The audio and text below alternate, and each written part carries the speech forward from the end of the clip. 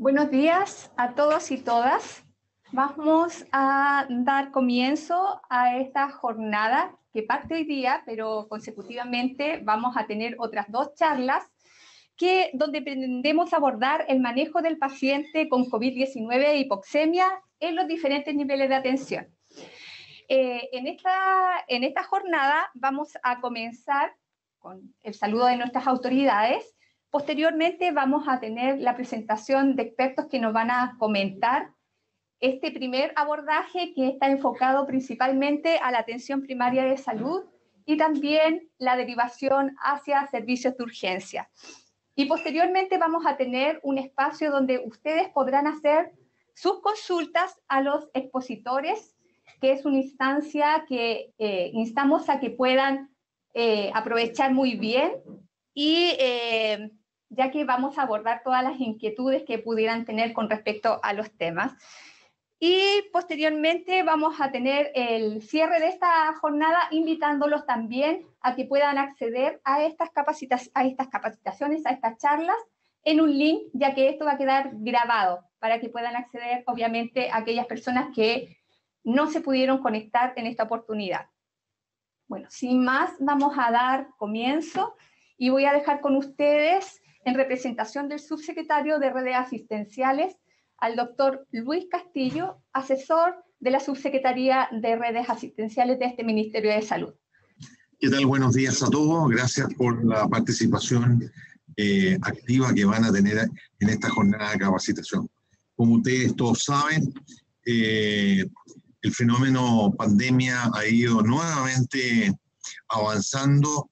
Hay regiones del país en las cuales la presión asistencial, la emergencia de casos nuevos y las necesidades de educación continua y capacitación son crecientes.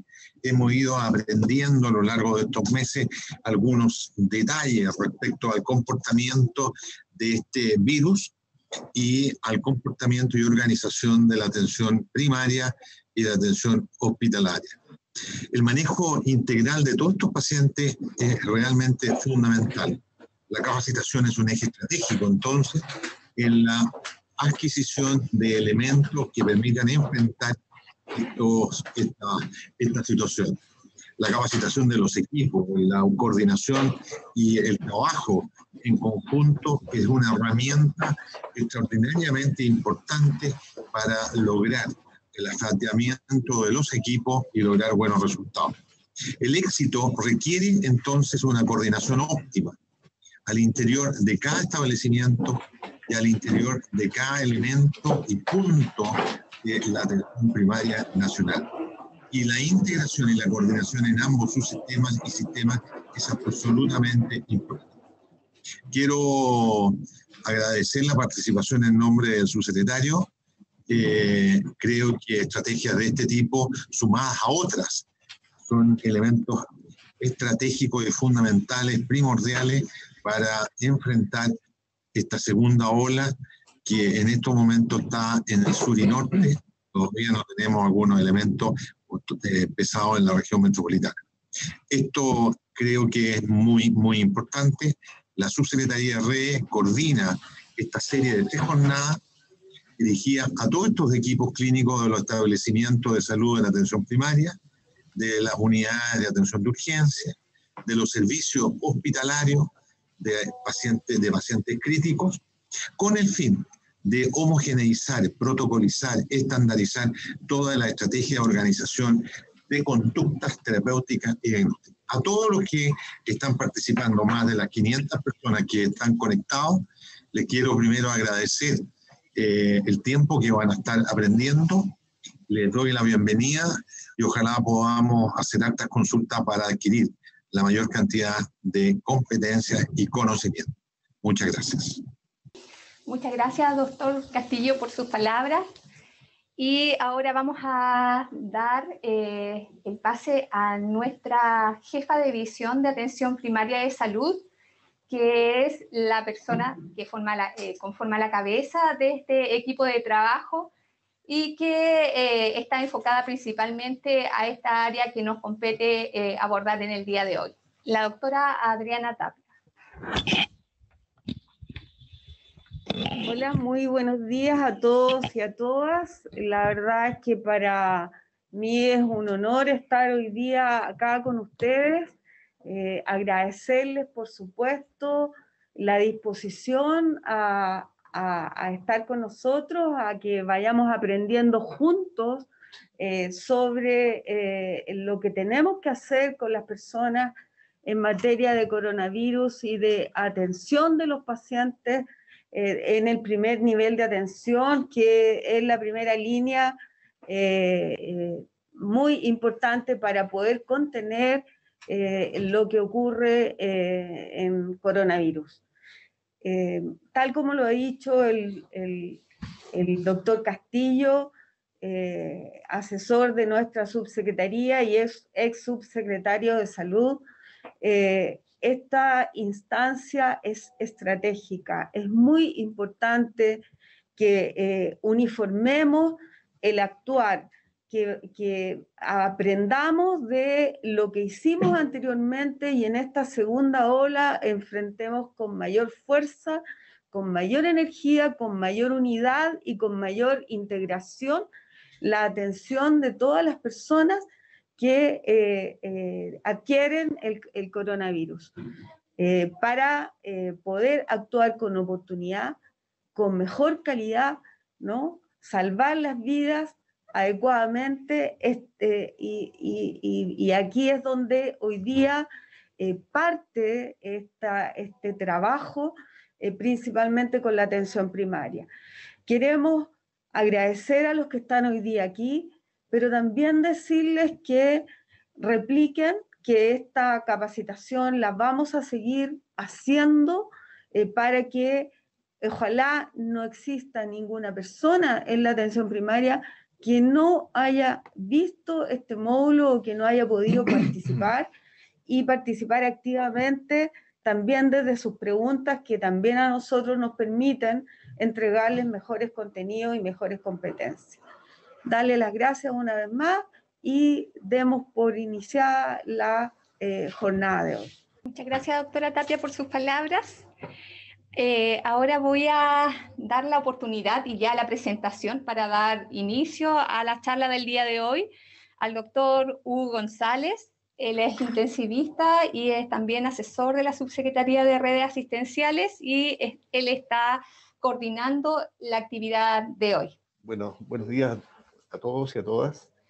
Quisiera informarles que la videoconferencia de hoy día va a estar orientada fundamentalmente a la atención primaria. Inicialmente la doctora Marcela Rivera nos va a hablar sobre el enfrentamiento del paciente COVID positivo que llega a la atención primaria y cuáles son los seguimientos que se van a hacer o las conductas desde el punto de vista de la gravedad que presentan. Segundo, voy a hablar yo sobre oxigenoterapia, indicadores de gravedad, neumonía, cómo identificar clínicamente la neumonía para tomar decisiones adecuadas donde el paciente esté consultando. Y tercero, presentación va a estar a cargo del doctor José Luis Santelices, que va a hablar fundamentalmente o va a dar a conocer en forma amplia lo que es la red integrada de urgencia que nos permite que los pacientes que se generen en atención primaria y de acuerdo a su gravedad sean priorizados respecto a la ida a un servicio de urgencia o al servicio de urgencia que corresponda, y que corresponde porque hay mayor posibilidad de atención, o que tengan unidades críticas que tengan más camas disponibles. O sea, la idea es que eso sea trabajado de forma muy coordinada, de manera que el paciente tenga la mejor atención posible. Así que, sin más, partimos con la presentación de la doctora Marcela Rivera, que nos va a hablar desde la atención primaria misma. Gracias. Bueno, buenos días. Muchas gracias por su participación. Nosotros en la atención primaria somos un ente fundamental. Siempre hemos sido las personas que recibimos a los usuarios, que estamos más cercanos a la comunidad y que estamos difundidos ampliamente en el territorio. En muchos lugares no hay acceso a centros de salud más avanzados o más complejos, por lo tanto, es nuestro rol en atención primaria detectar a estos pacientes, diagnosticarlos precozmente y hacer el manejo inicial de estos usuarios. Nosotros, principalmente en atención primaria, tenemos dos funciones. La estrategia de testeo, trazabilidad y aislamiento en donde somos fundamentales para evitar la propagación y aumento de esta pandemia. En la medida que nosotros somos capaces de aislar adecuadamente, vamos a disminuir la propagación de este virus y por lo tanto vamos a poder controlar de mejor manera la pandemia.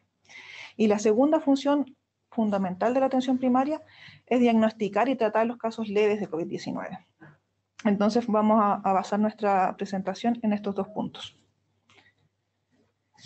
La estrategia de testeo, trazabilidad y aislamiento está basada en este último oficio con fecha 5 de octubre, el 4239. Este documento ustedes lo pueden descargar para que lo tengan a mano en la página del MinSal. Ahí donde están los documentos técnicos, están todas las orientaciones, sugerencias que se les ha realizado a través de las entidades técnicas del Ministerio de Salud para poder lograr educar a nuestra población, a nuestros equipos de trabajo y así lograr un masivo conocimiento de estos. La próxima. En estas orientaciones se hace definición de los casos sospechosos, que es aquel paciente que tiene 2 síntomas o más compatibles con COVID-19, está ampliamente conocido cuáles son los síntomas, o aquellos pacientes que tienen una infección respiratoria aguda grave, por lo tanto se asume como sospechoso a aquel paciente que aún no teniendo la PCR tiene una infección respiratoria aguda grave. La próxima. También se habla de casos confirmados, que es aquel que tiene el test positivo para PCR positiva para SARS-CoV-2. La próxima. El caso confirmado asintomático. Y por último, tenemos al caso probable. El caso probable, a su vez, tiene 4 definiciones, que es aquel paciente que tiene un resultado de laboratorio indeterminado, pero está sintomático, entonces se habla de caso probable. El caso probable que está sintomático y es contacto estrecho de una persona que tuvo su PCR positiva. El caso probable por imágenes de TAC, un TAC compatible con una infección por SARS-CoV-2, se trata como caso probable. Y el por síntomas, que son la pérdida del olfato y la pérdida del gusto. Esos 4 casos son probables y a todas luces se deben tratar como positivos. No tienen ninguna diferencia con el caso positivo resultado PCR. ¿Ya? La próxima. Nosotros en la atención primaria, como les decía al inicio de la presentación, estamos... hay que retroceder una, parece. Sí. Ah, no. Te estás avanzando. Disculpe. Nosotros, como les decía, estamos enfocados en la búsqueda activa de los casos, ya sean asintomáticos o no. Una vez que hemos hecho la búsqueda activa de los casos, hacemos esta notificación por caso sospechoso o caso probable y tenemos que hacer aislamiento. Es nuestro rol en atención primaria detectar a aquellas personas que no tienen las condiciones sanitarias para hacer un aislamiento seguro en sus domicilios. Si nosotros detectamos a estos casos, debemos derivarlos a una residencia sanitaria. En cada centro de salud debe haber un encargado epidemiológico para hacer esta coordinación con la Seremía y nosotros tenemos que evitar que nuestros pacientes o usuarios no realicen un aislamiento efectivo. Por lo tanto, los invito, como nosotros siempre hemos trabajado en atención primaria, a hacer este trabajo muy, muy prolijamente porque es la forma que tenemos de evitar la propagación del virus. La siguiente. Hay un círculo destacado en esta diapositiva porque queremos reforzar que todo paciente que esté sintomático, todo aquel paciente que ha sido catalogado como sospechoso, se le debe realizar la PCR. A todos. En estos momentos, el virus circulante predominante es el virus del SARS-CoV-2. Por tanto, nosotros no debemos asumir que hay otras infecciones, o es un resfrío común, una otitis o algún otro diagnóstico. Todo paciente que esté sintomático, que cumple el criterio de sospecha, debe ser realizada su PCR. ¿Ya? Es importante que recordemos que en este último alineamiento que les mostré al inicio, en el del 5 de octubre, se nos dio la indicación de que todos los casos probables son tratados de la misma manera que los casos positivos y por tanto se les debe dar la licencia para aislamiento se les debe identificar a sus contactos estrechos y darle cuarentena y dar licencias médicas al caso probable y a los contactos estrechos de este. La próxima. La siguiente y la siguiente. Nosotros tenemos 3 instancias, por lo tanto, en estos momentos, que es dar licencia médica por los 4 días antes del resultado del PCR. Si es que una localidad, algún centro de salud, en esos 4 días no está el resultado, esa licencia médica se extiende hasta el resultado de PCR. También debemos dar la licencia médica por aislamiento, que son por 11 días. Esta se le da a los pacientes que han tenido su resultado positivo, y le damos la licencia médica a los contactos estrechos para cuarentena, que son por 14 días. Así es. Este es un flujograma de investigación de los contactos estrechos. Estas diapositivas van a estar disponibles para toda la red. Nosotros estamos grabando esta presentación, por lo tanto, tiene harta información, pero lo que acá quiero destacar es que en el paso 2, en la atención primaria, nosotros vamos a hacer el establecimiento de salud de atención primaria va a ser el seguimiento de los contactos familiares, institucionales, sociales, los que han estado en sala de espera, que han compartido, que han sido pasajeros de algún bus de locomoción colectiva. Y la Seremi va a hacer el seguimiento de los contactos laborales y también de las personas de salud. Entonces, nosotros en la atención primaria hacemos una patita de este seguimiento, que es, como les decía, los familiares y los casos no laborales, y Seremi los laborales. Acá hablamos un poco del laboral para que ustedes manejen este conocimiento. Si les llegan a consultar atención primaria, doctor, doctora, o quien esté haciendo el triage en la entrada, mi compañero de trabajo resultó ser un caso positivo, quiero que me den la licencia. A esos casos, ustedes no deben darle licencia en la atención primaria porque ellos están cubiertos por esta ley de enfermedades profesionales, que es la ley 16.744, y es la Seremía quien debe realizar esta licencia para aislamiento preventivo. Todas las otras cosas que yo no haya podido nombrar ahora por virtud del tiempo que tenemos, que es acotado, están en el ordinario 4241 del 5 de octubre, están en esos enlaces que están al pie de página, para que ustedes, alguna duda que nosotros no podamos resolver en estos momentos, puedan también tenerlo como manual de consulta en sus escritorios o en el equipo de COVID de los centros de atención primaria. Y la otra patita de esta presentación, el segundo punto que les íbamos a nombrar, es el manejo de las personas con COVID-19 leves. La próxima. En la atención primaria estamos viendo a la mayoría de los usuarios, a la mayoría de las personas que han resultado con COVID-19 positivo, ya que nosotros estamos enfocados en aquellos pacientes que son asintomáticos o que tienen síntomas leves. Es el 80% de los usuarios quienes cumplen con esta definición. A esas personas nosotros debemos tratarlas como siempre hemos tratado a las personas que tienen un cuadro gripal. No les tenemos que dar antibióticos profilácticos, no se les debe dar corticoides preventivos. Nosotros tenemos que hacer el manejo del cuadro sintomático de esas personas. La mayoría de ellos no tienen hipoxemias, no tienen comorbilidades, incluso están asintomáticos. Como les mostraba en el cuadro anterior, estos pacientes sí requieren hacer trazabilidad y aislamiento, por lo tanto, nuestra función en la atención primaria es cumplir con las fases de seguimiento de estos usuarios. Ahora bien, si el paciente no está asintomático o no es leve, tiene antecedentes mórbidos, ustedes conocen a sus usuarios, saben quiénes son las personas que son más complejas, ustedes a ellos tienen que prestarles mayor atención, tienen que tenerlos en observación más prolija y continua. También es importante hacer observación en aquellos usuarios que en el momento de la consulta ustedes ven que no están bien.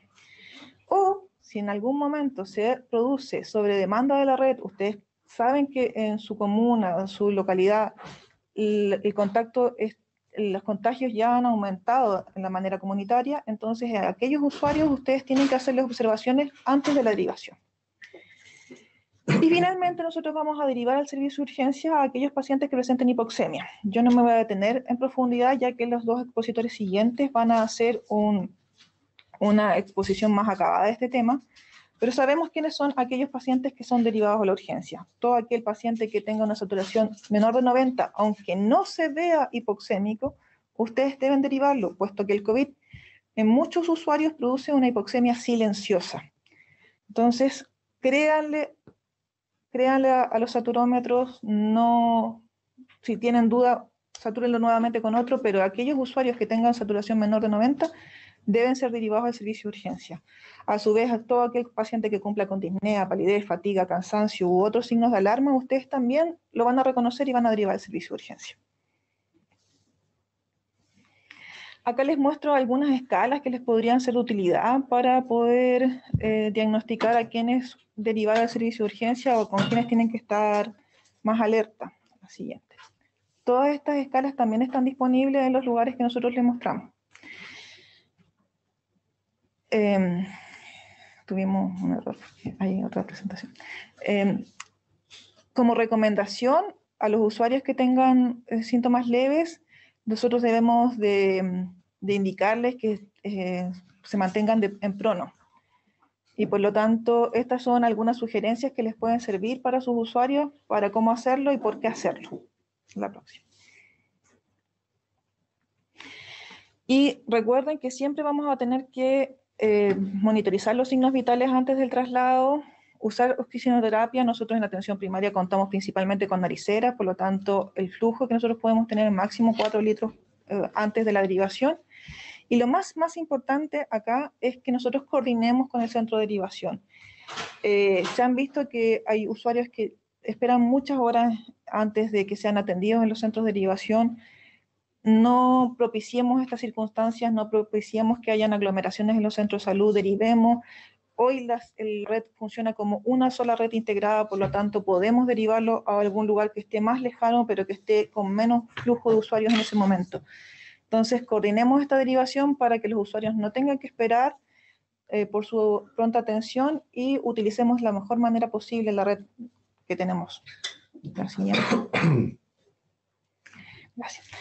Les quiero comentar que hicimos cambio de computador y había un par de diapositivas que se refieren al testeo de trazabilidad de las licencias médicas, que las vamos a proyectar cuando terminen las otras presentaciones, porque ha generado duda algunas cosas de licencias médicas y contamos con la jefa de testeo de trazabilidad en estos momentos en nuestra conferencia y vamos a proyectarlas al final si es que genera dudas.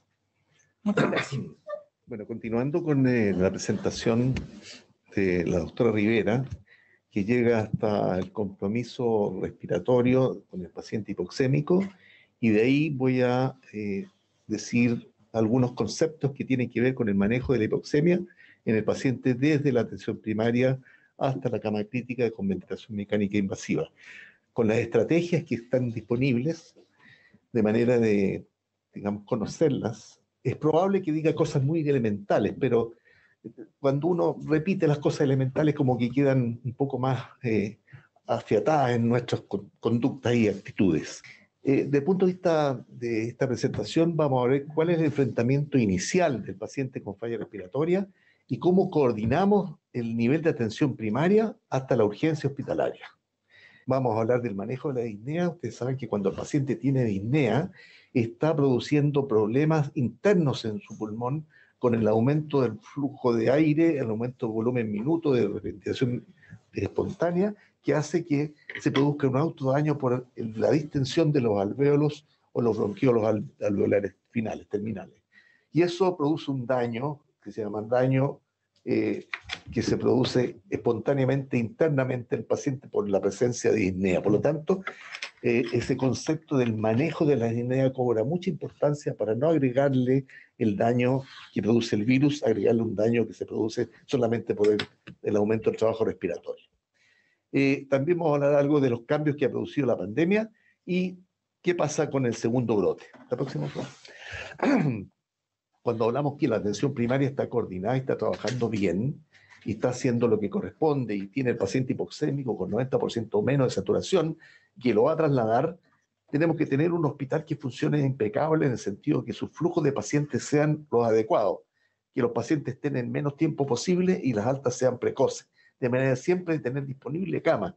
Y eso se logra cuando uno ataca todo lo que tiene que ver con el trabajo interno de los hospitales. Por ejemplo, tiene que haber una coordinación efectiva de todos los servicios clínicos del hospital, los de apoyo, también de manera de que haya un trabajo, digamos, que termine en una atención oportuna, adecuada, tratamiento adecuado y estadías cortas.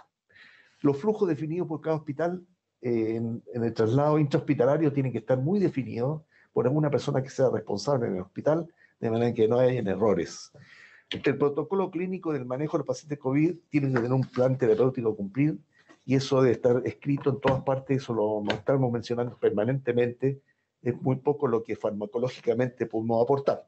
Desde el punto de vista sintomático, ventilación mecánica, sí.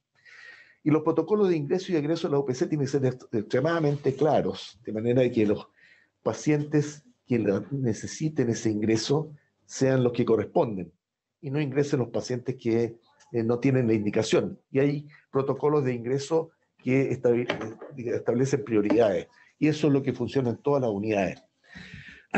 Y por supuesto, el cumplimiento de la norma de calidad, de infección intrahospitalaria y de trazabilidad del paciente. Entonces, cuando vemos un paciente que está hipoxémico, tenemos un paciente que lo más probable es que tenga una neumonía COVID-19 y que depende de su gravedad. ¿Cuál es la evolución?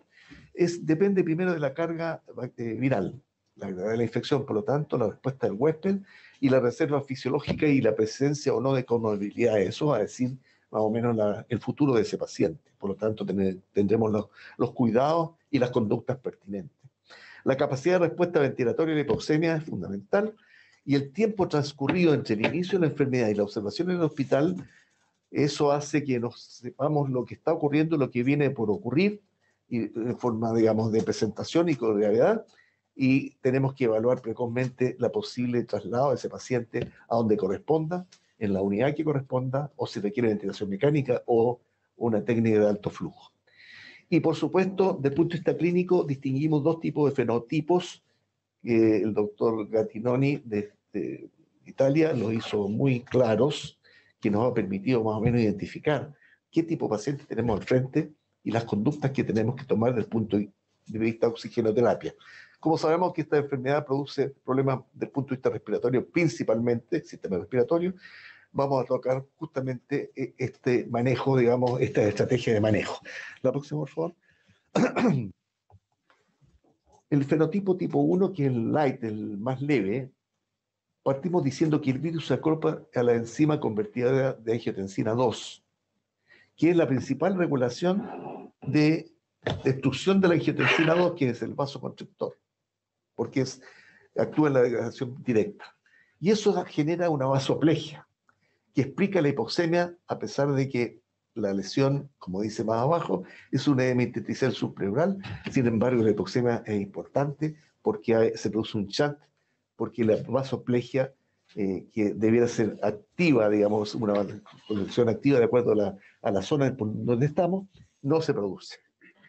Y además se genera daño porque por el aumento de presión inspiratoria, intratorácica por la disnea, genera daño a nivel alveolo-capilar, que no está relacionada con la infección viral, y ese es el daño autoproducido. O sea, mientras más rápido manejemos este paciente, le demos la cantidad de aire, de oxígeno que requiere por su demanda, estamos trabajando para disminuir esa posibilidad. La hipoxemia entonces aumenta el esfuerzo respiratorio con una compliance que es casi normal, no es un pulmón pesado, no es un pulmón con mucho edema, por lo tanto un paciente que no tiene disnea, no tiene trabajo respiratorio aumentado, enfermo. Hay alteraciones de la ventilación-perfusión, pero tiene un bajo peso pulmonar y se recluta en forma poco importante cuando uno trata de insuflar más ese pulmón. Y la clínica es una hipoxemia con una frecuencia respiratoria menor de 20, sin disnea, conciencia normal y sin aumento de la simpaticotonía. Eso define el manejo de la oxigenoterapia. Por lo tanto, estos pacientes van a requerir probablemente oxígeno bajo flujo o también de alto flujo, pero desde el punto de vista poco invasivo. La próxima, por favor.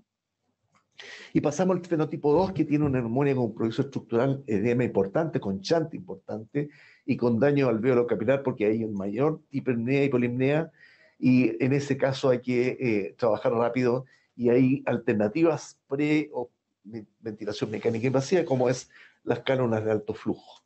Si se usan las cánulas de alto flujo, hay que ver la respuesta. Ya vamos a hablar algo de las cánulas de alto flujo para que ustedes sepan cuáles son los fundamentos de uso y qué es lo que pretendemos con el uso de estas cánulas. El hecho es que si el enfermero no responde rápidamente, no hay que retardar la intubación y la ventilación mecánica.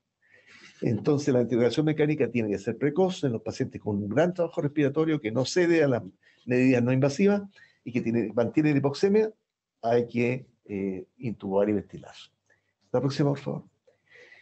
Entonces, ¿cuáles son los indicadores de gravedad que uno tiene que tener en la mano frente a un paciente que está consultando COVID positivo y que tiene desaturación? Ver qué grado de polimnea tiene, si hay desaturación real menos de 90, y vamos a hablar por qué es menos de 90, que hay alteración de la producción periférica, hay oliguria y hipotensión, hay un aspecto hiperadrenérgico, hay compromiso de conciencia y hay un lenguaje entrecortado con monosílabos. Ese paciente está extremadamente grave y hay que tomar decisiones. Si está en la atención primaria, hay que administrar oxígeno rápido, el que se tenga a mano, de acuerdo a lo que vamos a conversar pronto, y se traslada a un servicio de urgencia, pero usando la red integrada de urgencia. La próxima, por favor.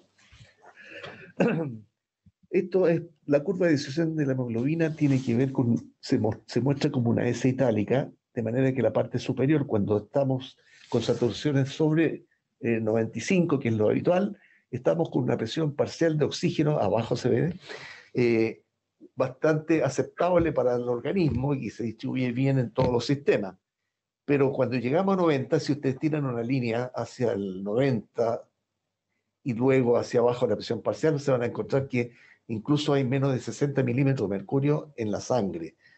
Pero si ustedes bajan a 80, inmediatamente baja 10 o 15 puntos la presión parcial de oxígeno en sangre arterial, y eso significa que el paciente está en riesgo de tener un evento fatal. La próxima. Entonces, cuando la solución es 100%, tenemos, por supuesto, la presión atmosférica. Si tenemos 98, 95, si tenemos 90, 60, presión parcial de oxígeno, como ven a la derecha. Pero si tenemos 80, tenemos 48, y el enfermo ya empieza con todo, la simpaticotomía, aumentada, compromiso de conciencia, polimnea, etc. Eso indica de que el 90 es un punto importante que hay que delimitar a los pacientes que tienen menos de ella. La próxima, por favor. Ahora, respecto a la dispersión de aerosoles y la oxigenoterapia, ustedes ven ahí la ventilación mecánica no invasiva es la reina de dispersión. Produce hasta casi 1 metro de distancia la dispersión de virus. Los nebulizadores estándar, también muy parecidos. Las máscaras simples, también hasta 40 centímetros alrededor del paciente. La máscara de Venturi también 30 y tantos centímetros. Sin embargo, las cánulas de alto flujo prácticamente no. Y las máscaras de recirculación o con reservorio tampoco. Son las alternativas que nosotros, al descubrir estas publicaciones, compramos todas estas cánulas y permitió evitar el uso de ventilación mecánica invasiva en un porcentaje importante de pacientes. La próxima, por favor. Algo sobre transmisibilidad. Ustedes quiero que vean ahí el color rojo en el asintomático. 3 días antes empieza a ser infectante, pero no dura más allá de 3 días después. En cambio, el leve dura hasta 7 días la posibilidad de transmitir. El grave mucho más, y el que es crítico, que está con ventilación mecánica, uno tiene que ser cuidadoso en el paciente que está 2 o 3 semanas en ventilador mecánico, y que al sacarlo hay que estar claro de que ese paciente no tiene virus y puede ser contagiado, digamos. La próxima, por favor. Entonces vamos a hablar un poco de oxigenoterapia, bajo, alto flujo, y un poco de ventilación invasiva e invasiva. La próxima.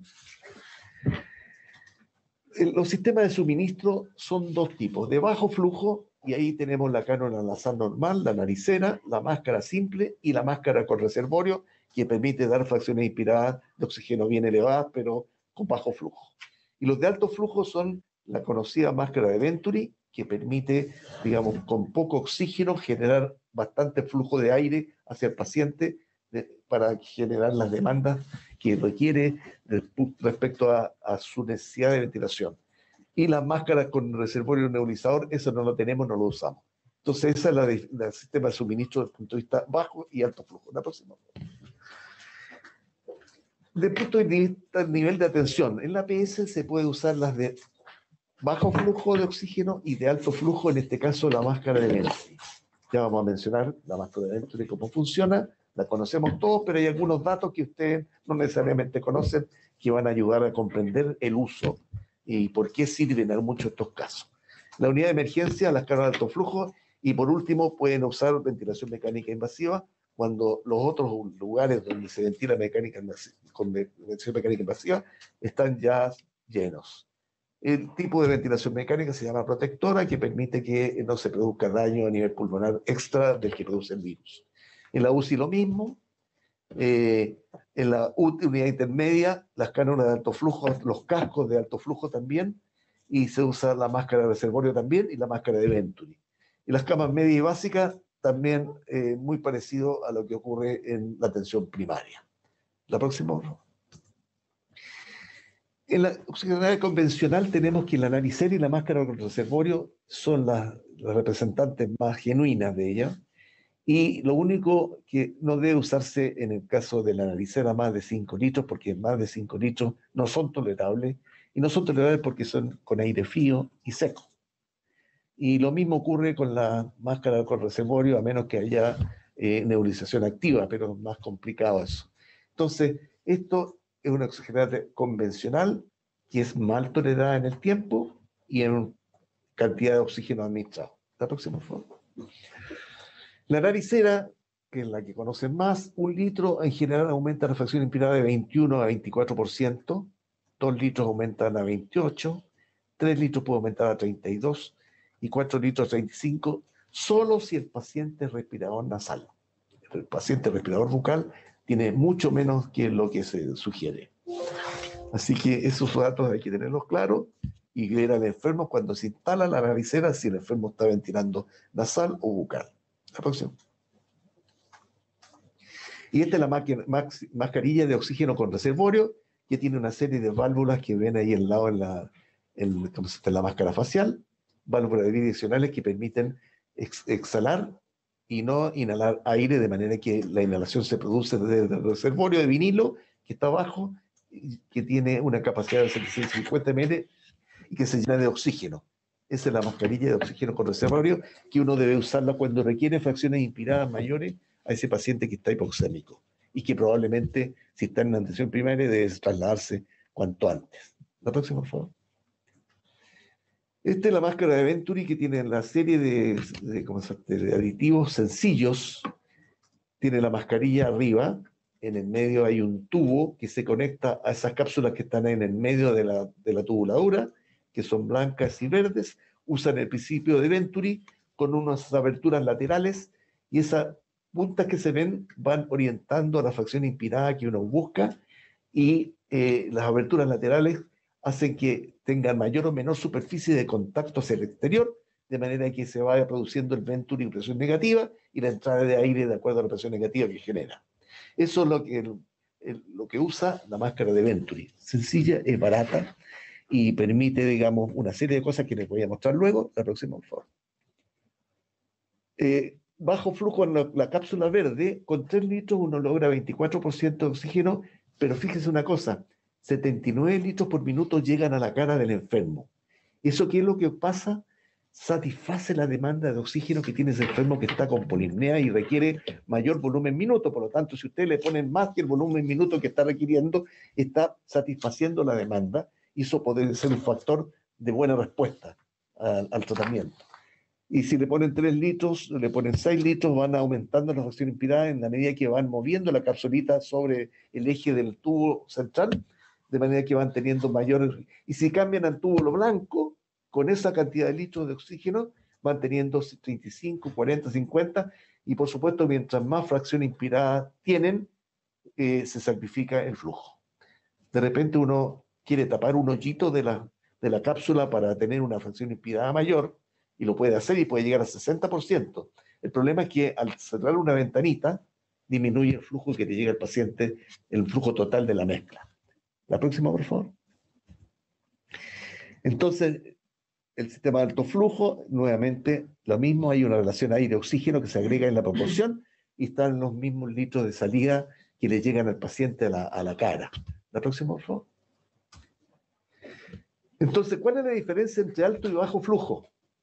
De alto flujo tenemos 3 dispositivos: Venturi, las cánulas de alto flujo y los cascos de alto flujo. Los de bajo flujo tenemos la naricera, la máscara facial simple y la máscara con reservorio, con fracción inspirada alta. Los de alto flujo proporcionan el requerimiento inspiratorio total del paciente. Si el paciente está ventilando 20 litros y recibe 40, tiene una cantidad de oxígeno y mezcla adecuada. Además, tienen fracción inspirada constante. Estas Venturi o las cánulas de alto flujo, cuando uno pone 40, son 40%. Y generan flujos mayores de 40 litros por minuto. Pueden ser 60 en las cánulas de alto flujo. Y los de bajo flujo no proporcionan el requerimiento. Evidentemente, si es bajo flujo, la fracción inspirada es variable, en un rango es variable. En la máscara con reservorio genera fracción inspirada más alta que las de alto flujo. Claro, más altas, pero no tienen alto flujo de verdad. Y los flujos son, por supuesto, menores de 40 litros por minuto. La próxima, por favor. ¿Cuáles son las cánulas de alto flujo? Muy en breve, para que sepan que eso está en los hospitales difundidos a nivel nacional, en todos los hospitales de alta complejidad y los de mediana complejidad. La próxima, por favor. Esto tiene una fuente de gas mezclador de aire y oxígeno que da fracción inspirada de 21 a 100%, un sistema de humidificación activa, un circuito calefaccionado y la interfase de cánulas nasales. La próxima, por favor. ¿Y qué hace esto? Que genere confort, porque tiene aire caliente y humidificado. Tiene alto flujo, por lo tanto le da las demandas de alto flujo que requiere el paciente. Tiene un efecto de PIP. Cuando ustedes le ponen 60 litros, genera presión en la vía aérea y eso hace que los alveolos que tienden a colapsar por la inflamación no se colapsen y se prevenga la atelectasia. Y la van en el espacio muerto por este gran flujo. Entonces la conclusión es que uno aumenta la presión arterial de oxígeno, por supuesto, la saturación empieza a aumentar en la medida que uno va administrando esto, y disminuye el trabajo respiratorio y la frecuencia respiratoria, lo cual es un tremendo objetivo en el manejo de estos pacientes, porque eso disminuye el daño que se autoinflige el paciente con la polipnea y disnea. La próxima, por favor. En el hospital Barros Luco aparece un paciente con cánula de alto flujo y en prono, o sea, está usando 2 elementos fisiopatológicos y fisiológicos en el manejo de ese paciente. O sea, el paciente puede estar con una cánula de alto flujo y estar en cualquier posición en la medida que esa posición sea la conveniente desde el punto de vista de ventilación, perfusión a ese paciente. La próxima, por favor. Estos son los cascos, muy breves, porque no están distribuidos en todo el país, en algunos hospitales nomás.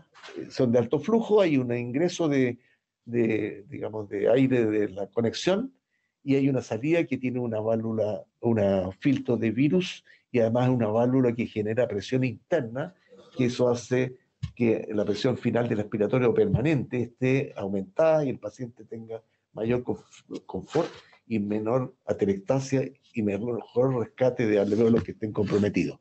La próxima, por favor.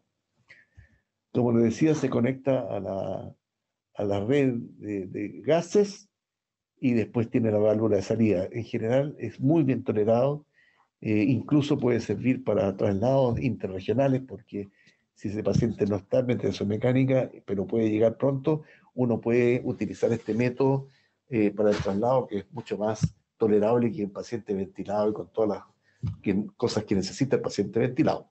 La próxima, por favor. El oxígeno según complejidad. La próxima, por favor. Entonces tenemos un paciente de bajo riesgo. ¿Cuál es el paciente de bajo riesgo? El paciente está hipóxico, pero tiene la frecuencia respiratoria menos de 20, la frecuencia cardíaca es normal, el manejo en la atención primaria, con oxígeno bajo flujo, en lugares donde hay atención 24/7, pero solo en situaciones extremas. O sea, hoy día el paciente que está hipoxémico, porque no sabemos cómo va a seguir, tiene que ser derivado a un lugar donde estén todos los implementos o estrategias de oxigenoterapia adecuados a ese paciente que se podría complicar. El riesgo intermedio es el paciente que tiene entre 20 y 29, taquicardia no tiene musculatura accesoria, su nivel de conciencia es normal, y el oxígeno de alto flujo, y se deriva a urgencia hospitalaria, o si está en urgencia hospitalaria se analiza el paciente con las estrategias de oxigenoterapia y la respuesta a esas estrategias para usar o no ventilación mecánica o canos de alto flujo.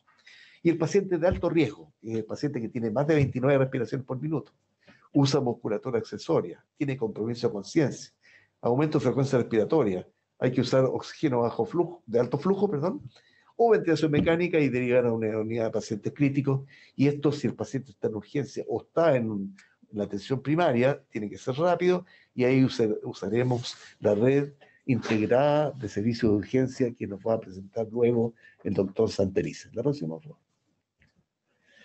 Estos scores también nos pueden servir, los pueden revisar con calma ustedes. Lo hicieron los españoles en los primeros 500 casos que tuvieron, y buscaron 5 variables: la edad, linfocitos, saturación de oxígeno, LDH y PCR proteína C reactiva, y se dieron cuenta que esos puntajes, dame la próxima, decían la probabilidad de fracaso respiratorio en los primeros 7 tenían menos posibilidades de tener fracaso respiratorio. Y eso, por supuesto, las conductas serán diferentes en cuanto a agresividad terapéutica. La próxima.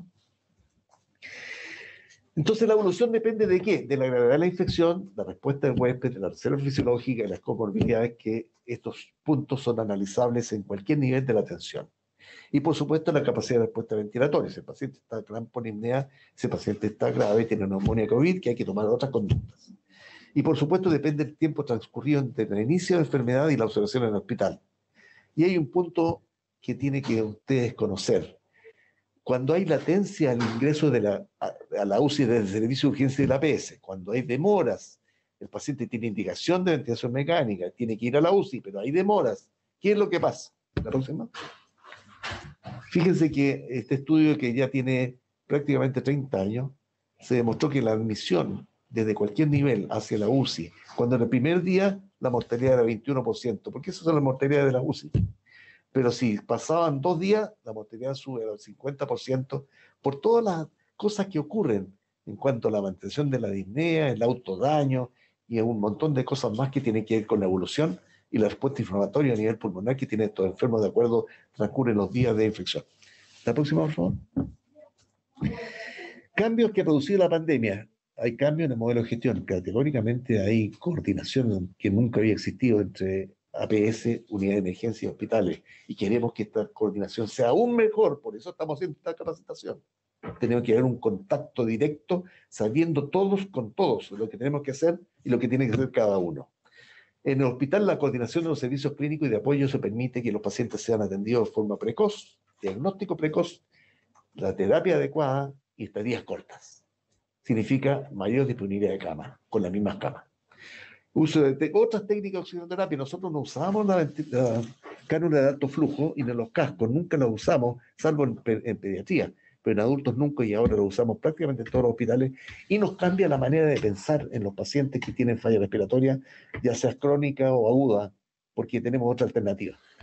Y, por supuesto, capacitación del personal y de asistencia. Eso ha permitido, ustedes saben que en el Ministerio y en la SOCHIMI están todas las presentaciones de los diferentes especialistas en los diferentes temas que están disponibles, que ustedes pueden buscar, guardar, revisar y volver a revisar, de manera de que tengan claridad, por lo menos teórica, a través de una videoconferencia, de lo que hay que hacer en cualquier circunstancia. Y lo muy importante, fíjense, apareció el trabajo en equipo. Yo he escuchado por ahí comentarios, WhatsApp, etcétera, que la gente dice: ahora mira, estamos trabajando en equipo. Fíjate que el médico de la UCI va a pasar visita en urgencia. El jefe de medicina define cuando los pacientes tienen que ir rápidamente a sus camas. Y el jefe de medicina dice: estas no son mis camas, son de los pacientes, por lo tanto, usémoslas bien. Y todos participan en una reunión. O sea, esto no había ocurrido antes. En algunos hospitales sí ocurría, pero en la mayor parte de los hospitales no había ese trabajo en equipo, que esperemos que se mantenga en el tiempo, que eso va en beneficio de nuestro trabajo, nuestros pacientes. Ellos son los que tienen que ser bien atendidos, de manera que todos trabajemos para él. La próxima. Y segundo brote, Hay que prepararse, hay que planificar, organizar desde la atención primaria dentro de una hospital pública, lo que estamos partiendo hoy día con la presentación de conversión de cama y complejidad de distribución, es el trabajo que deben hacer los hospitales para tener disponibilidad de cama y la unidad de complejidad y proceso de hospitalización. La próxima. Organización interna, sigamos. Y quiero decirles que pídanle a los directores de servicio que los documentos que les han enviado les lleguen a todos. En la próxima, por favor. Hay unos lineamientos de gestión y eficiencia hospitalaria. La primera parte va a haber luego la segunda. Después viene la técnica de cuidado de enfermería. La próxima. Después tiene que ver los traslados. La próxima. Y después los egresos. Todas las cosas ya están entregadas a la dirección de servicio. Tienen que llegar a todo lugar para que todos conozcan lo que está ocurriendo y lo que se está haciendo. La próxima. Bueno, eso es lo que yo quería contarles respecto a estrategias, conductas, clínicas, indicadores de grada. Ahora le doy el paso al doctor Santerices, que nos va a hablar de la red integrada de servicio de urgencia. Hola, muy buenas tardes. Bien, el propósito es contarles sobre una estrategia que se implementó en la región metropolitana, pero que la idea es que se haga extensivo en toda la red y que tiene que ver con el uso eficiente y seguro de los mismos recursos que tenemos hoy día. Estos no son recursos extra, sino que utilizar estos recursos de manera de darle seguridad a los enfermos y mejorar su oportunidad de terapia. Entonces, dame la siguiente. La primera diapositiva no las voy a poner hasta que diga estrategia. Dale nomás, porque son números y conceptos que ya se han conversado. ¿La otra? ¿La otra? Ya, la siguiente. Entonces, la estrategia se trató de reforzar el uso eficiente de traslados de ambulancia desde los dispositivos de APS, y la idea es llevarlo a un centro, a su destino final, en primera instancia. Me explico, es evitar llevar un paciente que es complejo, que va a requerir continuar su atención de urgencia, realizarse exámenes, etcétera, llevarlo a un hospital o a un dispositivo de mayor complejidad que no tenga la capacidad de resolverlo, ya sea porque la cartera de servicios no corresponde, ya sea porque la complejidad del establecimiento no es el apropiado, o porque simplemente la puerta de entrada a la unidad de emergencia hospitalaria no tiene la capacidad de recibirlo. Y por eso que la frase es que todo traslado que se genera y que se concreta en un establecimiento que no cuenta con estas condiciones es un traslado inoficioso, y que aparte de inoficioso genera aumento de recursos, porque tiene que haber gente que está coordinando un nuevo traslado, pero lo más importante, que le quita oportunidad en tiempo a un paciente. Y cuando esa pérdida de oportunidad está en el contexto de hipoxemia, es más tiempo dependiente que en otras circunstancias. Entonces la idea es que esta red integrada público y de particulares o público-privada para la atención de urgencia, que es una instrucción, hacerla real, tangible y con estos principios. La siguiente, por favor. Ya, y por otro lado, la siguiente estrategia que se desprendía de la primera era determinar y tener a disposición un mapa de estado de la red de urgencia. Entonces, la idea es que con un monitoreo diario, que puede estar basado en encuestas u otra alternativa, se obtiene un estado, pero un estado en línea de la capacidad resolutiva de cada dispositivo de la red de urgencia. Esto va más allá de lo que son los conceptos preestablecidos de redes. Entonces, muchas veces se entiende que la red de derivación de un dispositivo APS es su hospital base, si hay cierta patología es este otro hospital predefinido, pero la verdad es que las carteras de servicio son a veces dinámicas. Me explico, hay un escáner que puede estar fuera de servicio, si bien sabemos que nuestro hospital tiene neurólogo, ¿no es cierto?, de 24/7, perfectamente ese día no puede estar neurólogo o no puede estar el sistema de asistencia remota, etcétera, y ni hablar de la capacidad de ventilación mecánica. Entonces, el conocer el estado en línea, en 2 cortes diarios de la red, es fundamental para esta estrategia. La siguiente. Entonces, aquí les voy a mostrar lo que es la gestión actual, o los principios actuales, o el paradigma actual de gestión de un paciente, que después se le llama gestión de cama, ¿no es cierto? Al lado izquierdo están distintos ciudadanos y que ingresan al sistema de salud de urgencia en distintas modalidades. a través de un SAPU, a través de un SAR, de la urgencia hospitalaria, pero también o del domicilio. Pero como el foco de la conversación es de APS, puse esa figura. Y el siguiente paradigma es que ese paciente se conduce a su hospital o la unidad de emergencia hospitalaria y finalmente a la UPC que le corresponde por jurisdicción o que le corresponde porque está más cercano. Entonces, eso significa que si el primer hospital o el hospital predefinido por red no tiene las condiciones de atención o no tiene la capacidad operativa de recepción o de cama, tiene que existir un ente intermediario que es la UGCC, que con información y con coordinación traslada al paciente desde un hospital al hospital 2, que le puse yo. Es un poco más grande, pero no necesariamente más grande, puede ser más complejo, etc. Entonces, ese es el paradigma actual y comprenderán que esa interfaz que se llama UGCC tiene una tremenda labor moviendo muchísimos pacientes. La siguiente. El cambio de paradigma, que es requete básico, pero es importante mencionarlo, es que la gestión se hace antes. De hecho, cuando uno uno observa realidad en otros países y uno se pregunta cómo es la gran UGCC de este país o de una ciudad, de un estado, etcétera, uno se da cuenta que esas UGCC son muy pequeñitas, porque lo que mueven son casos complejos, puntuales, o cuando se requiere una prestación específica. La gran gestión de red se hace antes, en la llegada del paciente a aquella unidad de emergencia hospitalaria y a aquel hospital que uno, como les decía, de manera copulativa, tiene la cartera de resolución en su mapa de estado de red, tiene aquella cartera activa efectivamente y tiene una unidad de emergencia hospitalaria que tiene capacidad de recepción. Fíjense que en esas condicionantes no hablo de que tenga capacidad de cama. ¿Por qué? Porque la cama es una prestación que viene a continuación. Lo que necesita el enfermo es continuar y completar su atención de urgencia, iniciar la terapia y la patología a tiempo dependiente y en siguiente instancia tiene que llegar a la cama definitiva.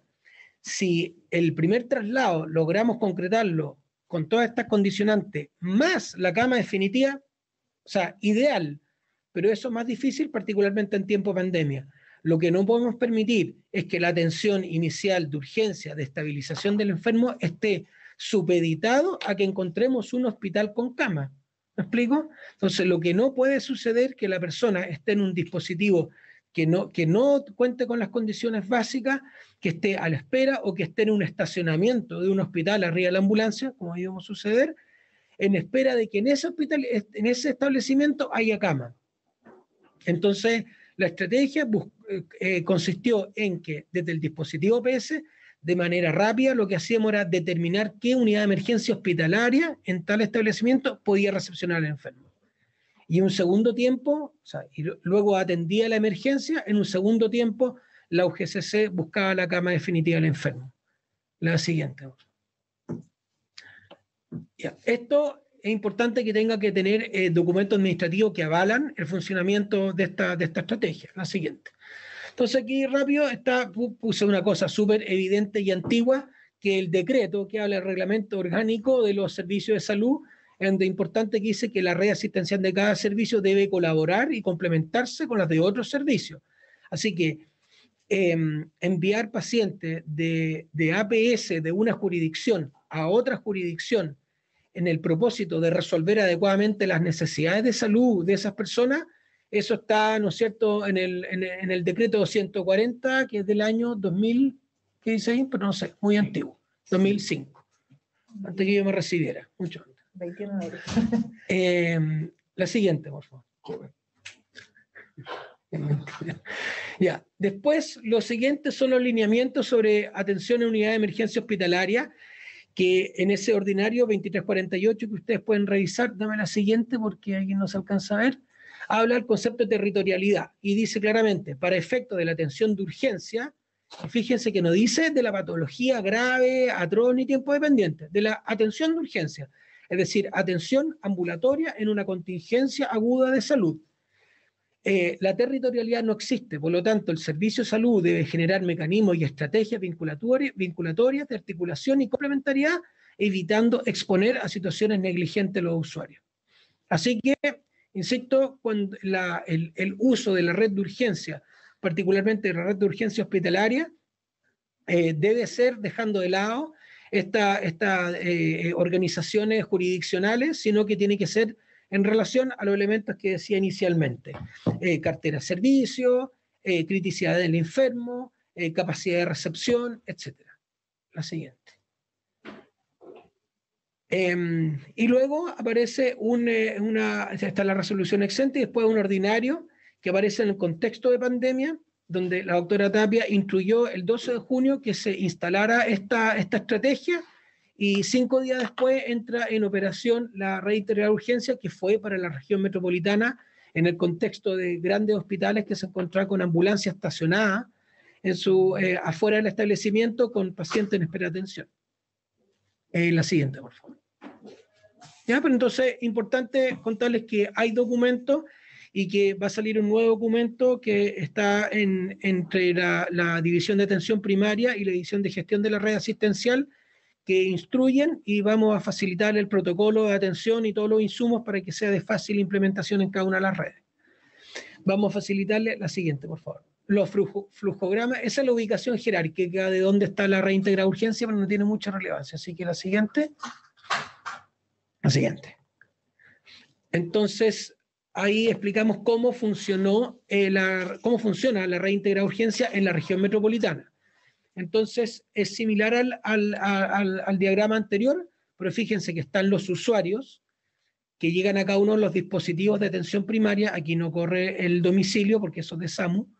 Los dispositivos de atención primaria y esos pacientes, esos casos que pretenden llegar al nivel hospitalario, tienen que tener una instancia intermedia que es el enlace de cada servicio de salud.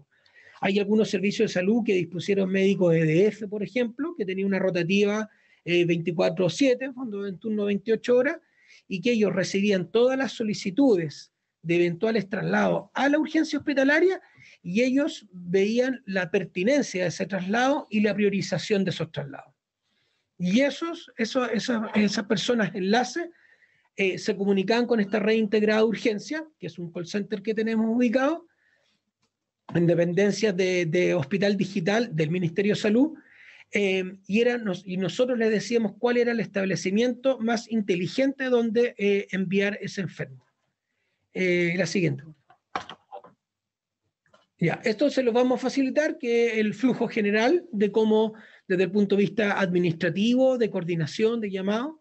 La siguiente. Se lo vamos a hacer llegar, pero para que supieran que existe. El servicio propiamente tal es un equipo de recursos humanos que, para que entiendan, no es de gran volumen para toda la región metropolitana, son 3 TENS de turno y un profesional de turno. Y lo que tienen fue un registro computacional, que fue una especie de ficha clínica electrónica que montamos prontamente. Son 3 anexos telefónicos, tecnologías básicas de conexión telefónica, el mapa de estado de red, que yo les decía que es fundamental porque es para conocer cuáles son los establecimientos o los dispositivos hospitalarios más apropiados para recibir al enfermo. Y hay algunas condiciones administrativas que podemos conversar en caso de preguntas particulares. Dale la siguiente nomás.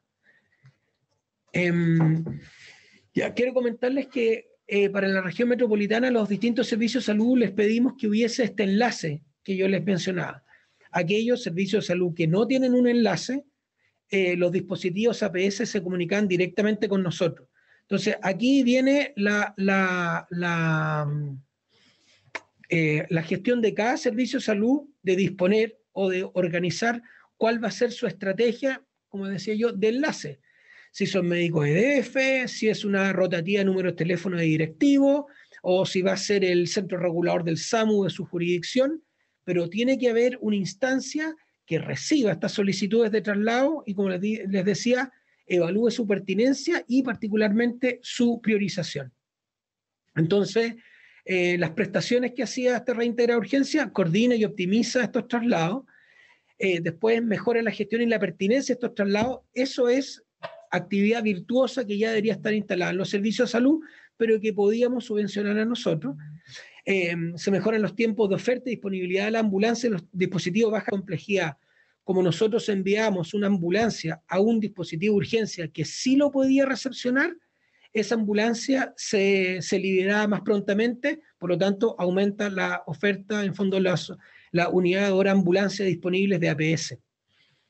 Obviamente se disminuyen los tiempos de espera a los usuarios, y como repito nuevamente y mencionar el doctor González, son pacientes con insuficiencia respiratoria y eso el tiempo es más breve que en otras patologías. Disminuir la concentración de ambulancia de APS afuera de los hospitales, que ya hemos visto, incluso aparece en la televisión, y de manera indirecta, ¿no es cierto?, como una externalidad es conocer la situación de criticidad de la unidad de emergencia de la red, tanto de la red estatal como de clínicas de particulares. La siguiente, por favor. Y finalmente los alcances o los productos de esto es, como decíamos en primera instancia, que es propender a trasladar al enfermo en primera instancia, sin escala. Hoy día se genera mucho el fenómeno de escala, es decir, que el paciente vaya de un dispositivo sanitario a su hospital base y recién en el hospital base se empieza a realizar las gestiones para llevarlo a un lugar donde lo puedan empezar a atender. Eso no puede suceder, ¿ya? Y eso genera, y por otro lado, se racionaliza la real necesidad de traslado. Y antes de movilizar al enfermo, ver el lugar más apropiado. Y también disminuye la necesidad de la gestión de traslado secundario, porque estamos llevando al enfermo al lugar donde lo puede recibir. ¿Ya? Esto del mapa estado-red se hacía mediante una encuesta sencilla, es decir, es una encuesta que se puede contestar en el celular del directivo que está en el hospital, se demora 1 minuto, 1 minuto y medio, y eso va tributándose a un sistema que se visualiza en nuestra red integrada de urgencia en un dashboard con 2 cortes al día. ¿Ya? La siguiente, por favor. Y esto obviamente requiere sinergia con otros procesos. Entonces, en el segundo punto, por ejemplo, aquellos pacientes que son pacientes críticos y que van a requerir una hospitalización evidente en un establecimiento con condiciones particulares, obviamente nuestra red integrada de urgencia se ponía en contacto con UGCC para explicarle que íbamos a llevar un paciente a tal unidad de emergencia hospitalaria porque era la mejor alternativa para darle continuidad a la atención de urgencia, pero hay que buscarle una cama en otro centro debido a que la cartera de servicio es insuficiente, por ejemplo. Y lo otro que es muy importante, que entender que el rescate primario o de los pacientes con patologías críticas, el primer responsable es el SAMU de la jurisdicción. En la región metropolitana es uno solo, pero el SAMU de la jurisdicción. Pero obviamente entendamos que aquí tiene que haber sinergia, estamos en pandemia y tenemos que entender que hay excepciones. Por lo tanto, si hay un paciente con una patología tiempo dependiente y el SAMU no tiene la capacidad operativa, bueno, desde ese dispositivo APS, con esa ambulancia APS, es que se moviliza ese paciente, pero lo mismo a un centro cuyas características sean las apropiadas. Pero es muy importante que esto esté concatenado, que esté en información. Reintegrada urgencia, UGCC y el SAMU local. La siguiente, por favor. Eso no es como complemento de lo anterior. Y la siguiente. Y cuando uno pregunta, bueno, pero ¿qué tanto aportó esto? Bueno, esto nosotros, nuestro call center resolvió 843 casos desde que se nos dio la indicación de operar. De esos 843 casos, 76% se resolvieron en urgencias de la red estatal. Es decir, ese paciente fue a un dispositivo de nuestra red, se resolvió y con menor probabilidad requirió un traslado secundario. Y un 24% llegó a una unidad de emergencia hospitalaria de la red de particulares, una clínica. Y uno pudiera decir, pucha, pero 24% eso genera una recarga en el sistema. Bueno, comprendamos que esos pacientes igual habrían sido derivados a una clínica privada. La diferencia es que en vez de derivar un paciente deteriorado con requerimiento de ventilación mecánica invasiva y con un muy mal pronóstico, derivamos pacientes que habitualmente en su mayoría fueron pacientes que requirieron intermedio, 2 o 3 días, y por lo tanto mejoramos su oportunidad de atención y se redujeron los costos, pudiéramos asumirlo, porque disminuimos la necesidad de traslado de pacientes más críticos. Lo mismo ya lo habíamos repetido. La siguiente, por favor. Y en relación a resultados, vimos que servicios de urgencia grandes, emblemáticos, dejaron de tener retención de ambulancia y Ya les mencioné los 843 pacientes, de todos en realidad recibimos a la fecha de hoy más de 1.000 requerimientos, pero de los cuales ahí va parte de la estrategia, que es filtrar algunos de esos requerimientos, y de esos requerimientos se transformaron en 843 de derivación exitosa. Le llamamos exitosa en el sentido de que fueron un dispositivo que resolvió su problema y ese dispositivo era el apropiado y no hubo necesidad de hacer un traslado secundario para resolver la atención de urgencia.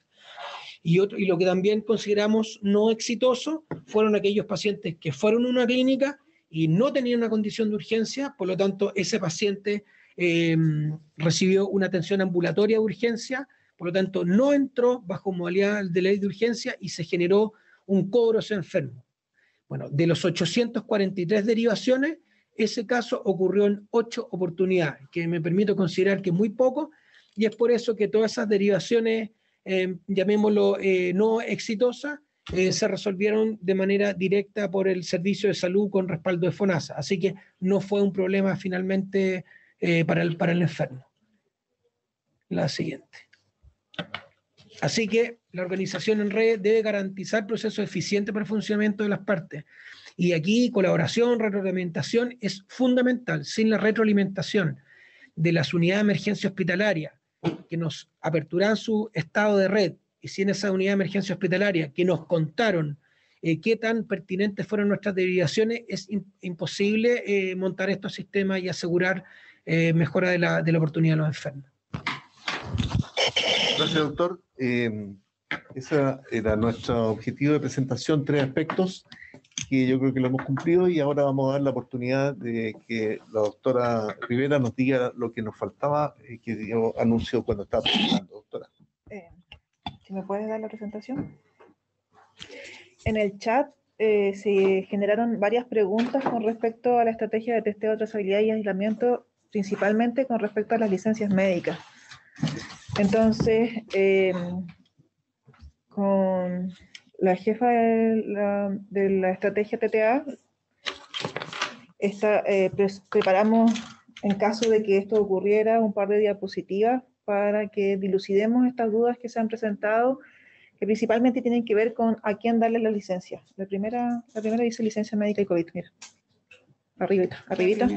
Ahí, LM. Ese. Entonces, esperamos que con estas 2 diapositivas podamos resolver estas dudas. Entonces, ¿a quién dar licencia? En el primer caso, se le debe dar licencia médica por 4 días a todo paciente que esté sospechoso esperando su resultado de PCR.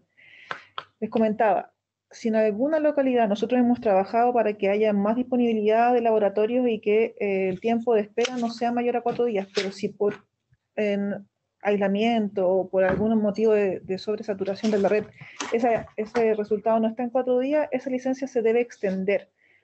Y el paciente, como se le tiene que hacer seguimiento a las 48 horas de sus síntomas, vamos a saber cómo está. Si el paciente está muy sintomático, extendamos la licencia por el tiempo requerido como si fuera un caso probable. Solo en aquellos lugares que excepcionalmente su resultado de PCR no está disponible. Si bien el paciente llegó su resultado de PCR a los 4 días y es negativa, entonces nosotros descartamos el caso y esa licencia no se extiende. Si el PCR es positivo, nosotros vamos a extender la licencia hasta completar los 11 días, ¿ya?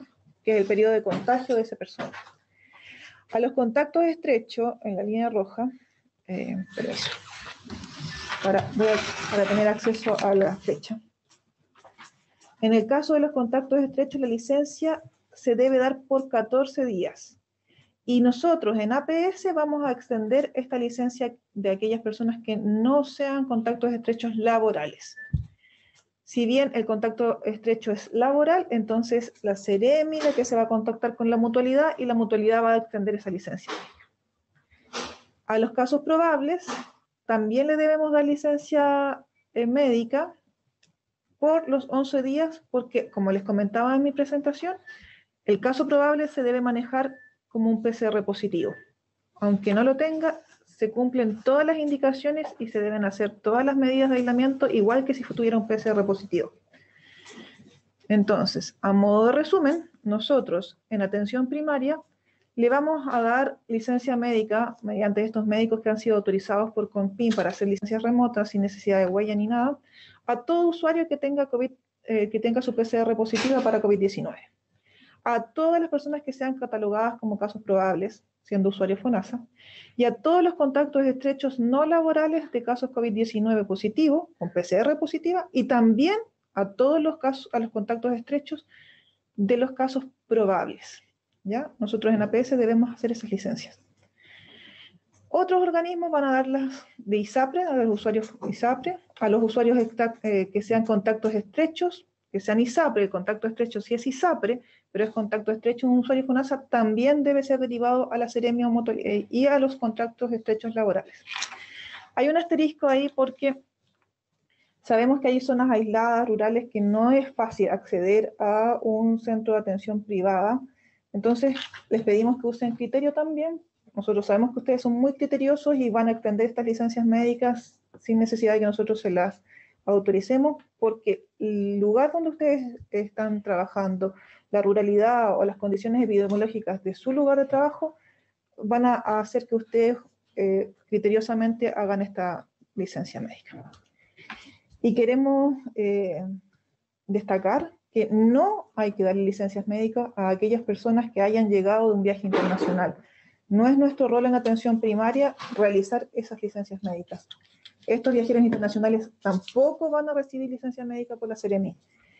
Cada usuario, cada persona que siendo de manera voluntaria un viaje al extranjero, a su regreso a nuestro país debe cumplir con esta cuarentena obligatoria, pero es por una necesidad, o sea, fue una decisión particular y por tanto ellos deben contar con los días necesarios para hacer la cuarentena.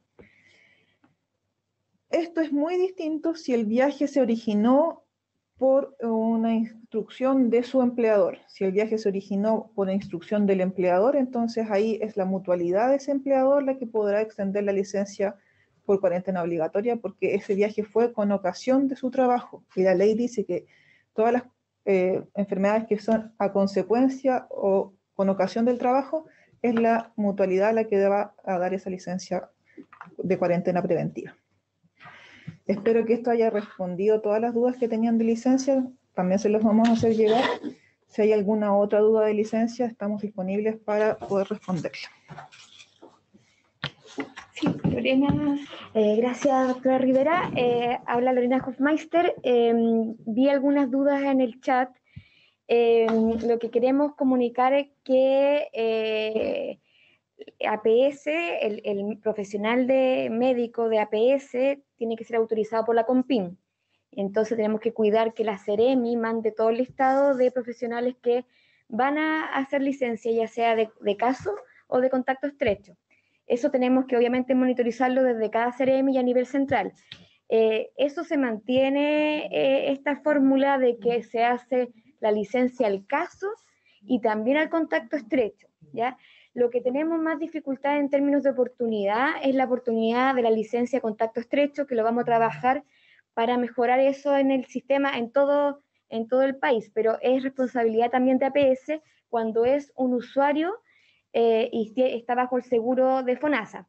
Si es ISAPRE o laboral, ahí la Seremi tiene un rol importante en capturar esos casos, ustedes informarlo y que siga el proceso.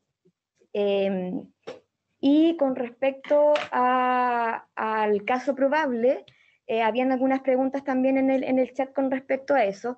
El caso probable es cuando estuvo expuesto, esa persona tiene síntomas que son sugerentes y en la sospecha sugieren el COVID y se puede comprobar que estuvo expuesto. En esa situación pueden usar el caso probable y se trata como si fuese, es un caso COVID más. Si están frente a esa situación de sospecha clínica y de historia de exposición, es pertinente hacer uso del caso probable. Y en esa situación se activa igual como si tuviesen un PCR. ¿Ya? Si por distintos motivos terminan haciéndole un PCR, eso no invalida el hecho de que sea un caso probable, ¿ya? Eso con respecto a los casos probables. Hay otra consulta, sí. Hay varias consultas en relación al tema de las licencias médicas. Una de ellas habla respecto a los viajeros que no se les da la licencia médica. Consultan si existe un decreto que respalde esa indicación. Sí, hay una resolución. Miren, la cuarentena de viajeros recientemente se amplió para cualquier persona que entra al país. Cualquier persona que entra al país, ya sea residente o chileno o sea turista, tiene que hacer una cuarentena de 10 días y eso tiene que estar fiscalizado por la Ceremi. Esa cuarentena de 10 días no es porque se haya demostrado o hay evidencia de que estuvo expuesto a un caso, sino que es una medida de precaución para detectar y impedir que entren casos, o sea, si entra un caso importado que todavía no manifiesta síntomas o asintomático, no contagia el resto. ¿Ya? Caso importado es que viene, es un caso contagiante que viene de afuera del país. Por lo tanto, no cumple el criterio de exposición con un caso y no amerita una licencia como si fuese un contacto estrecho o una licencia por estar con COVID. Hay una resolución que se empezó, la vigencia fue el 31 de diciembre, que lo señala, ya en la resolución, si no me equivoco, 1197, vamos a hacérsela llegar, pero esto hay bastante claridad que no tienen que hacerlo. Hay otra consulta que habla respecto a los contactos estrechos. ¿Cuál día sería tomado como el día 1? ¿La notificación o el último contacto con el caso índice? Para calcular la licencia, los 14 días de cuarentena, que corresponde al periodo de incubación, tienen que calcularlo desde el último momento en que estuvo expuesto, o sea, estuvo cerca de la persona que estaba contagiada, ¿ya? Que estuvo conversando sin mascarilla, que estuvo pernoctó en la misma casa con el que está contagiado. Ese es el punto de inicio.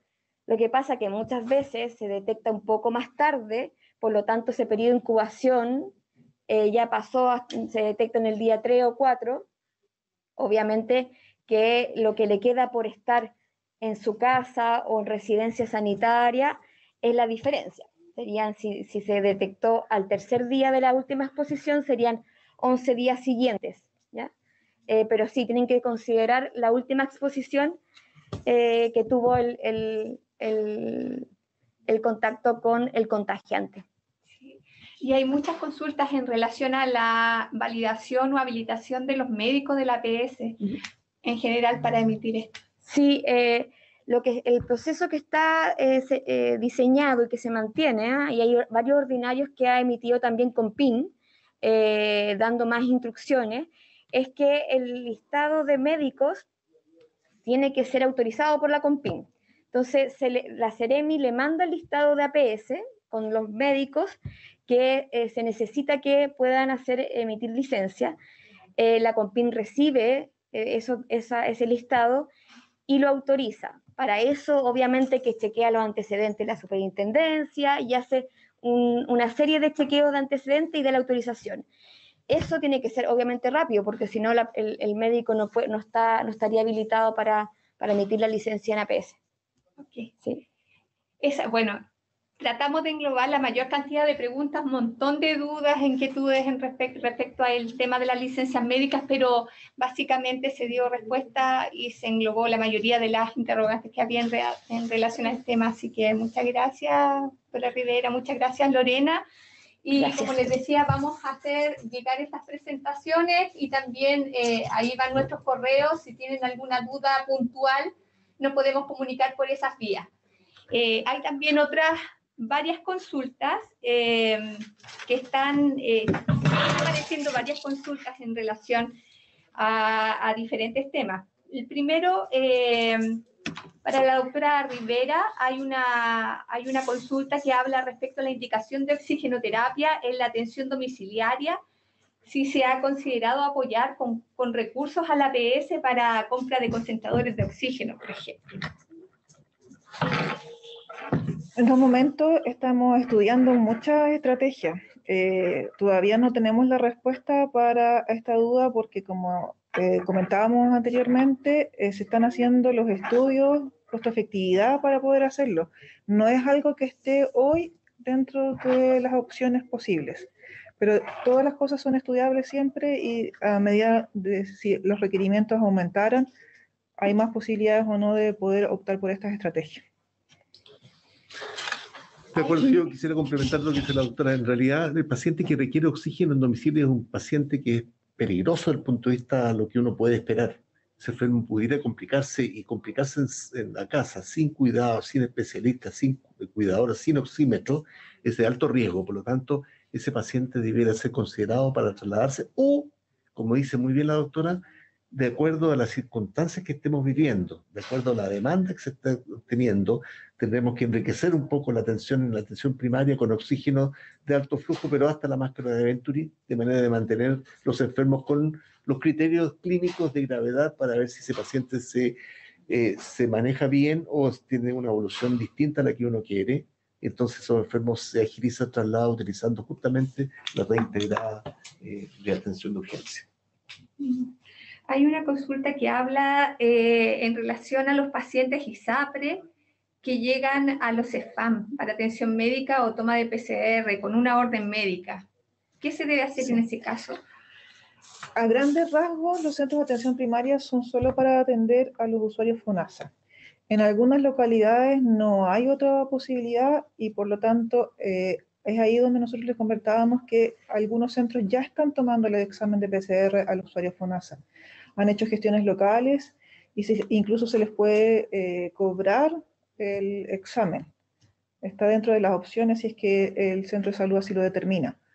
No hay una disposición o obligación a hacerles el examen de PCR, pero todo va a depender de la realidad epidemiológica y local del lugar donde el paciente acuda. Si un paciente está de vacaciones en una localidad muy aislada y no hay otra posibilidad, éticamente vamos a atender a esa paciente, pero no es una instrucción desde nosotros que nosotros hagamos el PCR a los usuarios FONASA. Doctor González, hay una consulta bien puntual que habla de en qué caso, si se debe hacer poner una mascarilla sobre la mascarilla de oxigenoterapia o naricera. ¿Es recomendable? Sí, yo creo que hay que diferenciar del tipo de oxigenoterapia. Primero, las cánulas nasales dispersan poco, por lo tanto, no sería necesario. Las máscaras de Venturi también dispersan alrededor de 30 a 35 centímetros, donde uno tiene que considerar el uso de la mascarilla. Las cánulas de alto flujo, esas sí requieren una mascarilla quirúrgica. Con eso la dispersión y el contagio del personal llega a ser cero. Eso está demostrado actualmente y en las epidemias que hubieran del SARS-1.